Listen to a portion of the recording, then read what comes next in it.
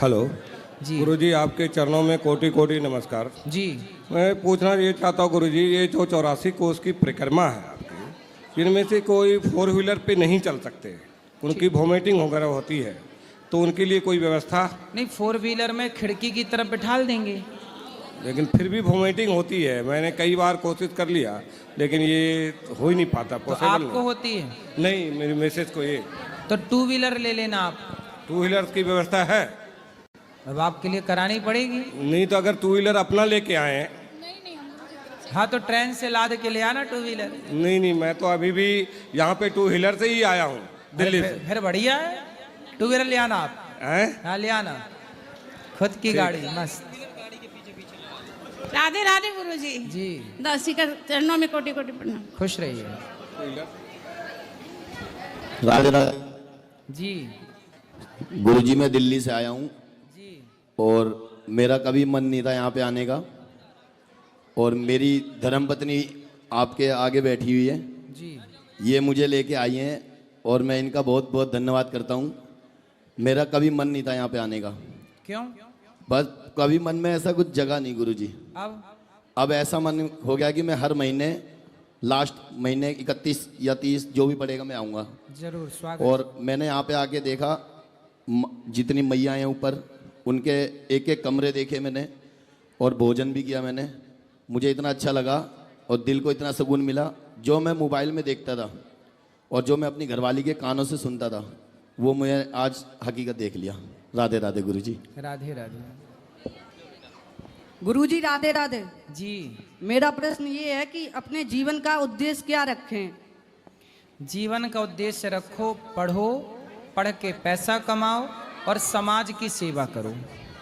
3 उद्देश्य। पहला पढ़ना, पहला बोलो पढ़ना, पढ़ना, यस। दूसरा पैसा कमाना और उस पैसे से समाज की दीन दुखियों की सेवा करना।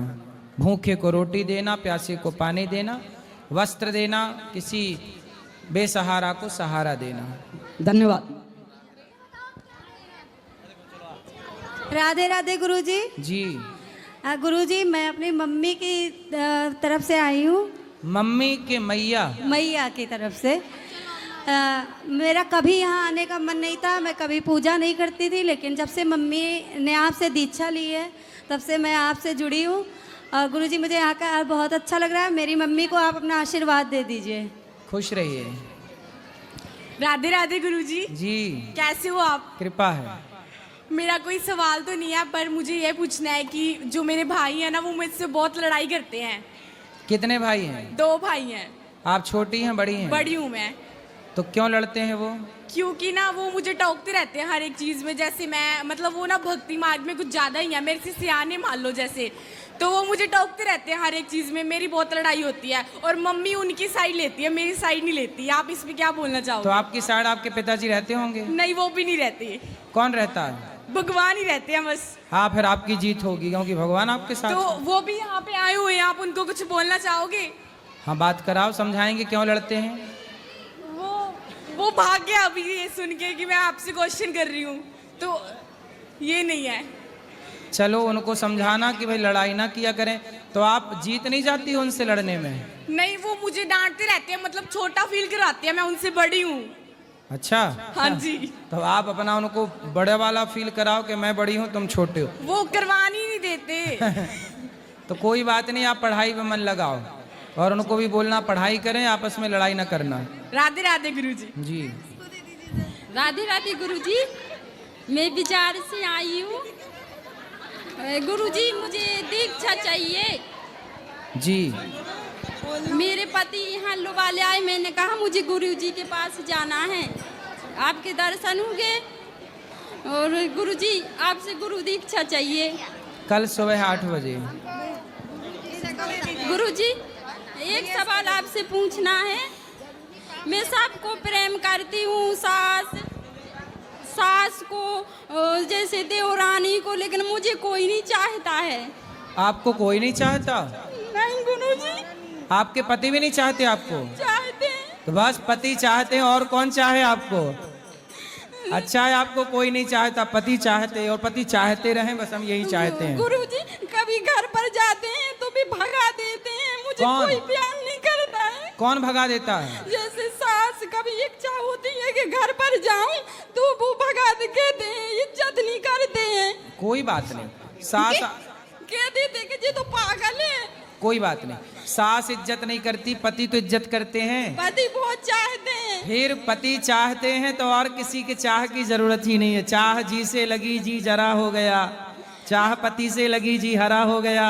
चाह उनकी हमें हरदम चाहिए, और अगर वो चाहे हमें तो फिर क्या चाहिए? मैं देवरानी को बहुत चाहती हूँ, बहन सी मानती हूँ, लेकिन देवरानी मुझे समझती नहीं है।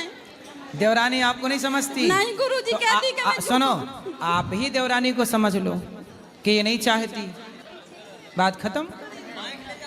बोलती है कि मैं तुमको झुकूंगी नहीं, मैं डरती नहीं हूँ तुमसे। अच्छा, पाँव नहीं पड़ती आपके? नहीं गुरुजी, कभी तो पड़ती है, नहीं तो इतनी झुकती नहीं है। मैं बहन से मानती हूँ, लेकिन सम्मान नहीं करती है, मुझे कुछ मानती नहीं है। कोई नहीं मुझे चाहता है, ना सम्मान देता है। आप बिल्कुल ना देवरानी की फिक्र करो ना सास की, आपके पति बढ़िया हैं, इसलिए पति के साथ खुश रहो। देखो किसी के पति बुरे होते हैं। अच्छा ये बताओ, यहाँ ये बताओ कि आपकी सास अच्छी होती और आपकी देवरानी अच्छी होती और आपके पति बुरे होते तो फिर आपका ज़्यादा नुकसान था ना। लेकिन अभी यहाँ क्या हो रहा है कि सास बुरी है, देवरानी बुरी है, पर पति तो अच्छे हैं ना। और जब पति अच्छे हैं तो संसार की कोई परवाह मत करो, खुश रहो दोनों जन। मैं सबके पैर दबाती हूँ, ससुर सास के कभी जाती हूँ बहुत सम्मान, लेकिन सब मुझे पागल समझते हैं। ना देवरानी इज्जत करती, ना देवर इज्जत करता है, ना नंदन इज्जत करती है। सब चिल्ला चिल्ला के बात करते हैं मुझसे। तो आप क्यों जाती हो वहाँ? मैं सबके गुरुजी चाहती हूँ, लेकिन मुझे नहीं कोई सम्मान देते। आप क्यों जाती हो? आप भगवान को चाहो ना, भगवान से मन लगाओ। जी गुरुजी। आप मत जाया करो। आवत ही हर से नहीं नैनन नहीं स्नेह, तुलसी तहाँ न जाइए कंचन बरसे मेघ। जहाँ सम्मान ना हो वहाँ कभी नहीं जाना चाहिए। गुरुजी कभी इच्छा होती कि परिवार के साथ जाऊं तो वे रोती हैं, रो ससुर जी को बताती हूँ कि आपके माता पिता आपकी इज्जत करते हैं? हाँ जी, मेरे पिताजी बहुत चाहते हैं मुझे, टीचर है मेरे पिताजी। मेरे भाई बहुत चाहते हैं, मायके में बहुत अच्छे हैं मुझे। हाँ तो मायके जाया करो फिर मस्त, जहाँ सम्मान मिल रहा वहाँ जाओ। जी गुरुजी। ठीक है गुरुजी, ऐसा तो नहीं कि ससुराल जाने का को बहाना, ससुराल नहीं जाने का बहाना चाहिए। गुरुजी मैं आपसे दीक्षा लेना चाहती हूँ। ठीक है, आप कब दोगे दीक्षा? कल सुबह 8 बजे। सब बैठ जाओ बेटा।